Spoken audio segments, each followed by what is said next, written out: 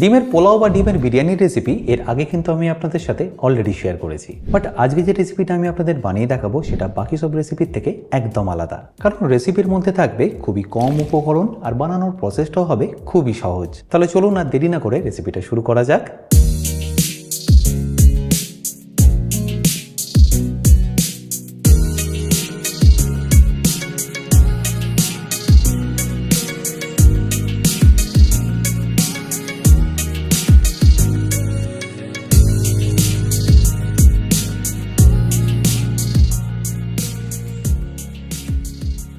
By the way, আমি chef Atanu, আপনারা দেখছেন অতনুর রান্নাঘর। আর আজকে আমাদের রেসিপি ডিমের ইয়াকনি পোলাও। তাহলে সর্বপ্রথম ডিমের ইয়াকনি পোলাও বানানোর জন্য আমি এখানে নিয়ে নিয়েছি 10টা সেদ্ধ করা ডিম, যেটাকে আমি আগে থেকেই ভালো করে সেদ্ধ করে ছাড়িয়ে রেখেছি। আর এর পাশে গরম করে নিয়েছি একটা কড়াই। আর কড়াইটা ভালো করে গরম হয়ে গেলে আমি এখানে দিয়ে দেবো সামান্য একটু সাদা তেল। আমি এখানে প্রায় 150 মিলি মতো সাদা তেল দিয়ে দিলাম, যেটা একবার ভালো করে গরম হয়ে গেলে আমি এখানে দিয়ে দেবো আগে থেকে সেদ্ধ করে রাখা ডিমটা।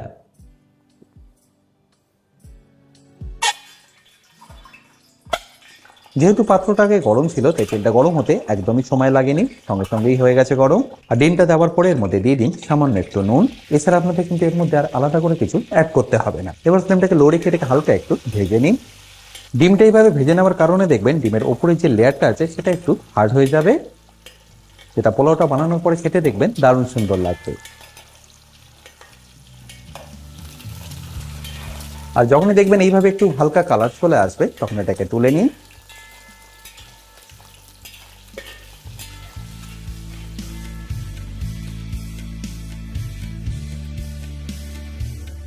আর ডিমটা ভাজা হয়ে গেলে ওই একই তেলের মধ্যে আমি এখানে অ্যাড করে দেবো 2 চা চামচ ঘি।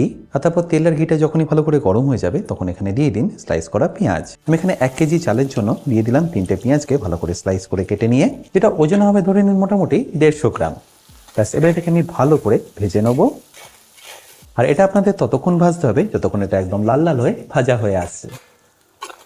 মোটামুটি ধরুন হাই ফ্লেমে পেঁয়াজটা ভাজতে আপনাদের সময় লেগে যাবে 5 থেকে 6 মিনিট মতো।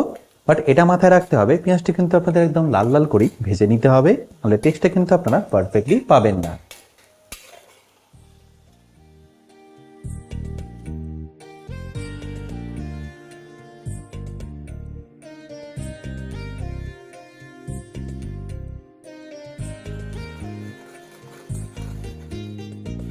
আর এই পেঁয়াজটা যতক্ষণ ভাজা হচ্ছে আপনাদের একটা মশলার মধ্যে দিয়ে দিতে হবে, আর সেটা কিন্তু অবশ্যই গোটা মশলা।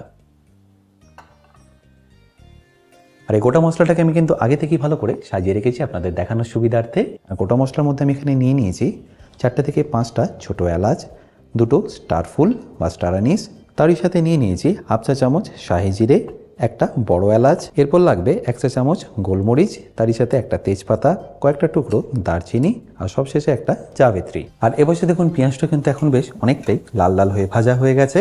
এরপর যখনই দেখবেন এটা প্রায় এরকম 80% মতো ভাজা হয়ে গেছে তখন আপনারা এখানে দিয়ে দিন গোটা মশলাগুলো।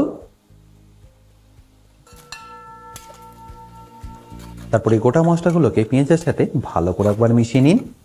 মোটামুটি 1 মিনিট মতো ভাজলেই দেখবেন পেঁয়াজের কালারটাও চেঞ্জ হয়ে যাবে আর মশলা থেকে ফ্লেভারটাও খুব ভালোভাবে ছেড়ে দেবে। ব্যাস, এই স্টেজে আপনার এখানে দিয়ে দিতে হবে আদা রসুন বাটা। আর তার আগে আশা করি নিশ্চয়ই দেখতে পাচ্ছেন পেঁয়াজটা কিন্তু একদম লাল লাল করে এখানে ভাজা হয়ে গেছে।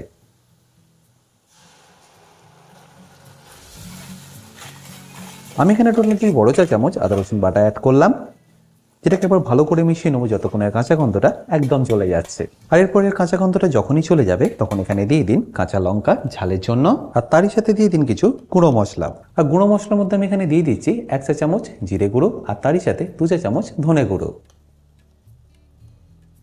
তারপর এটাকে ভালো করে একবার মিশিয়ে নিন। আর ভালো করে মেশানো হয়ে গেলেই যখন এই মশলা কাঁচা গন্ধটা বেরিয়ে যাবে তখন এখানে দিয়ে দিন টক দই। আমি এখানে 1 কেজি চালের জন্য টোটাল 200 গ্রাম টক দই ব্যবহার করলাম, যেটাকে আমি আগে থেকেই ভালো করে ফেটিয়ে রেখেছি।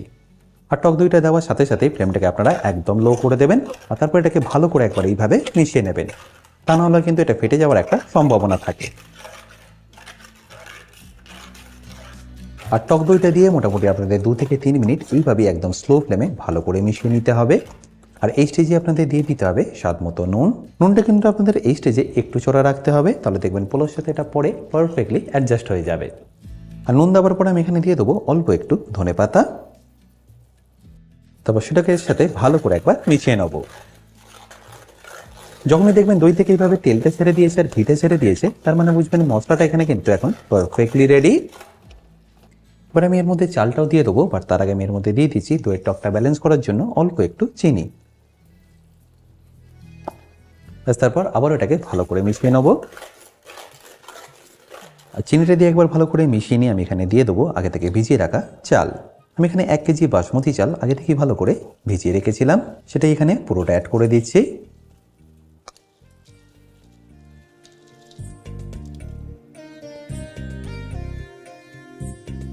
আর চালটা দেওয়ার পরে এটাকে ভালো করে একবার মিশিয়ে নিন। বাট এই সময় কিন্তু ফ্লেমটা আপনারা একদম লো রাখবেন। এইভাবে মশলার সাথে চালটাকে একবার ভালো করে ভেজে নিলে দেখবেন টেস্টটা দ্বিগুণ হয়ে যাবে।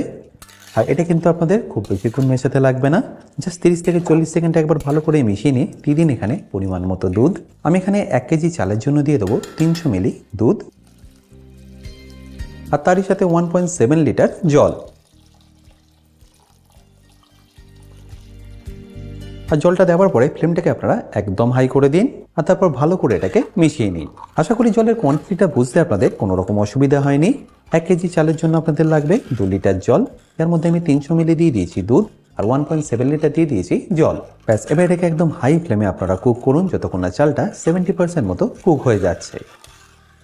আশা করি নিশ্চয়ই দেখতে পাচ্ছেন আস্তে আস্তে কিন্তু জলটা রিডিউস হওয়া শুরু করছে, আর চালটা কিন্তু আগের থেকে এখন অনেকটাই বেড়ে গেছে।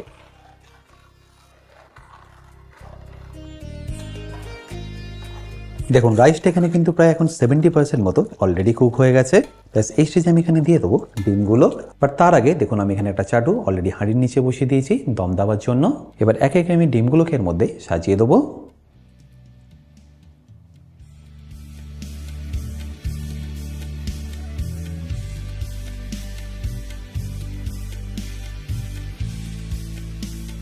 এই সাথে দিয়ে দেবো কয়েকটা কাঁচা লঙ্কা, সামান্য একটু গার্নিশের জন্য ধনেপাতা, আর সবশেষে ফ্লেভারের জন্য অল্প একটু গরম মশলা।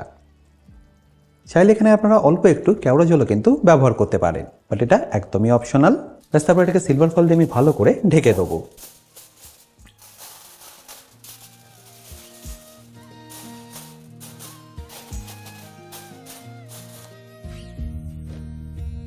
একটু এইভাবে জল দিয়ে দিলে দেখবেন সিলভার ফয়েলগুলো একে অপরের সাথে একদম পারফেক্টলি আটকে যাবে। ব্যাস, এবার এটাকে আমি ভালো করে টাইট করে দেবো।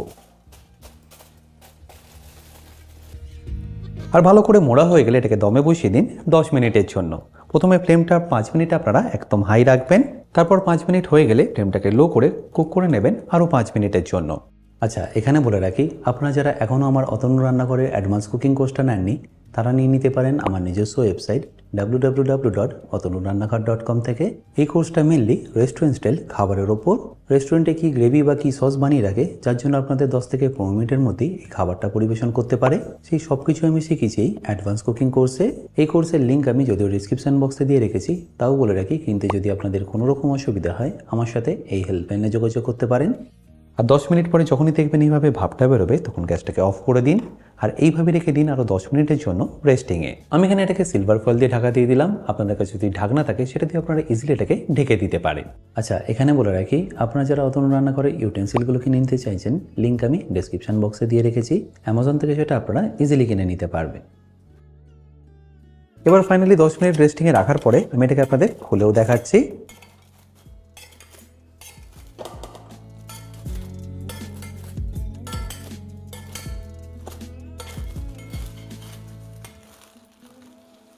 আশা করি দেখে নিশ্চয়ই বুঝতে পারছেন এটা কতটা পারফেক্ট হয়েছে। চালগুলো দেখুন একদম পারফেক্টলি কুক হয়েছে। আচ্ছা, এবার আমি আপনাদের এটাকে একটু কেটেও দেখাচ্ছি। আপনারাই দেখুন রাইসটা কতটা ঝরঝরে হয়েছে।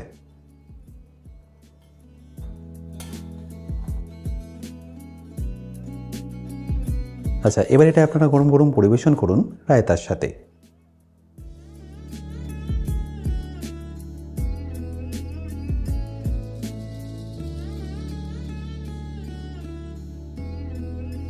আশা করি সম্পূর্ণ রেসিপিটা আপনাদের নিশ্চয়ই ভালো লেগেছে, আর যদি ভালো লেগে থাকে অতি অবশ্যই কিন্তু আমাকে কমেন্টে জানাতে ভুলবেন না। বাই দ্য ওয়ে, আমি শেফ অতনু, আপনারা দেখছিলেন অতনুর রান্নাঘর। দেখা হচ্ছে আপনাদের সাথে একটা নতুন রেসিপি নিয়ে নেক্সট এপিসোডে। ভালো থাকবেন, সুস্থ থাকবেন।